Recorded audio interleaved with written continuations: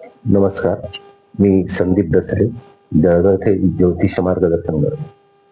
हल्ली सध्या पितृपक्षाचा काळ चाललेला आहे आणि पितृपक्षामध्ये आपण आपल्या वाडवडिलांची श्राद्ध करत असतो आणि आगामी नवरात्रीचा काळ आहे. तर यात आपण शक्ती उपासना करत असतो.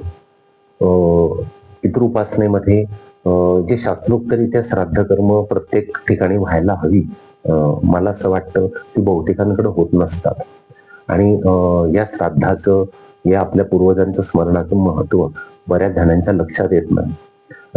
जे शास्त्रोक्त श्राद्ध कर्म आहे, म्हणजे एखादं पितृपक्षात श्राद्ध कर्म करायचं, तर त्याच्यामध्ये तर्पण, पिंडदान, ब्राह्मण भोजन, नंतर ब्राह्मणाला काही वस्त्र दक्षिणा देणं, या स्वरूपाची वैश्वदेव करणं, या स्वरूपाची त्यात कर्म येतात. पण या स्वरूपाचं जे काही शास्त्रोक्त कर्म आहे ते बऱ्याच ठिकाणी केलं जात नाही आणि फक्त आगारी वगैरे टाकणं असा काही प्रकार असतो. तर तो मला काही शास्त्रसंमत आणि योग्य काही काही वेळा वाटत नाही. तसंच बऱ्याच जणांकडं कुलोपासना ही नसते. आपल्या इच्छेनुसार इष्टदैवतांची पूजा बरेच जण करतात, परंतु आपल्या घरामध्ये जे आपलं कुलदैवत आहे, त्या कुलदैवताच्या दर्शनाला नित्य जाणं, घरामध्ये जी काही परंपरेने चालत आलेली आपल्या काही उपासना असल्या, आरत्या असल्या, उपवास आहे, जी पूजा पद्धती आहे, त्याचं अवलंबन बहुतेकांकडे होत नाही आणि त्याबद्दल अनास्था आहे. महत्वाचं म्हणजे कुलदेवतेच्या दर्शनाला दरवर्षी नियमितरित्या जाणं, हा सुद्धा कुळाचाराचा एक महत्वाचा भाग आहे.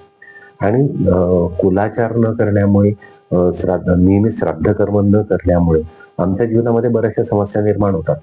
मग त्या काय होतात? तर सर्वात महत्वाचं म्हणजे आर्थिक स्थैर्य निघून जातं.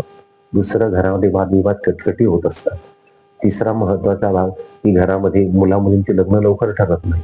नंतर सर्वात महत्वाचा भाग की त्या घराला म्हणजे कुलदेवतेचं संरक्षण न मिळाल्यामुळे घरामध्ये म्हणजे कधी-कधी प्रेमप्रसंग किंवा बाहेर प्रेम करणं वगैरे असे असलेही प्रकार घडतात आणि याच्यातून एक कुटुंब पूर्ण विस्कळीत होतं. त्याच्यामुळे कुळधर्म, कुळाचार करणं आणि नियमितरित्या आपल्या पूर्वजांची श्राद्ध कर्म करणं, याबद्दल आपण आस्था आणि श्रद्धा बाळगणं अत्यंत आवश्यक आहे. ती त्याच पद्धतीने शास्त्रोक्तरित्या व्हायला पाहिजे. याबद्दल आपण अवधान ठेवणं अत्यंत आवश्यक आहे.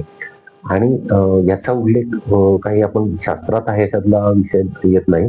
तर तुम्ही भगवद्गीता जर अभ्यासली तर पहिल्या अध्यायामध्येच अर्जुनाच्या आणि कृष्णाच्या संवादामध्ये जो एक श्लोक येतो त्यात असं स्पष्टपणे उल्लेख येतो की जर या कौरवांचा, हे कृष्णाने या कौरवांचा जर नाश केला तर या यांच्या परंपरा खंडित होतील आणि यांना पाणी देणार, म्हणजे यांचं पिंडदान करणार, यांना पाणी देणारही कोणी राहणार नाही. याचा अर्थ असा होतो की भगवद्गीतेच्या संवादाच्या काळापासून प्रत्येक परिवारामध्ये, प्रत्येक कुटुंबामध्ये श्राद्ध कर्म, नियमितरित्या शास्त्रोक्तरित्या श्राद्ध कर्म करण्याची आणि कुळाचार करण्याची पद्धत होती आणि याचा आमच्या रोजच्या व्यावहारिक जीवनावर मोठा परिणाम होत असतो. विशेषतः आर्थिक बाबतीवर तर मोठा परिणाम होतो. त्याच्यामुळे याबाबत आपण जागरूक असणं खूप आवश्यक आहे, नितांत गरजेचं आहे. आपण येणाऱ्या आगामी नवरात्रोत्सवाच्या आपल्याला हार्दिक शुभेच्छा आणि आपल्या कुलपरंपरांचं अवश्य पालन करा, अशी एक माझी या रूपाने व्हिडिओच्या रूपाने विनंती. नमस्कार.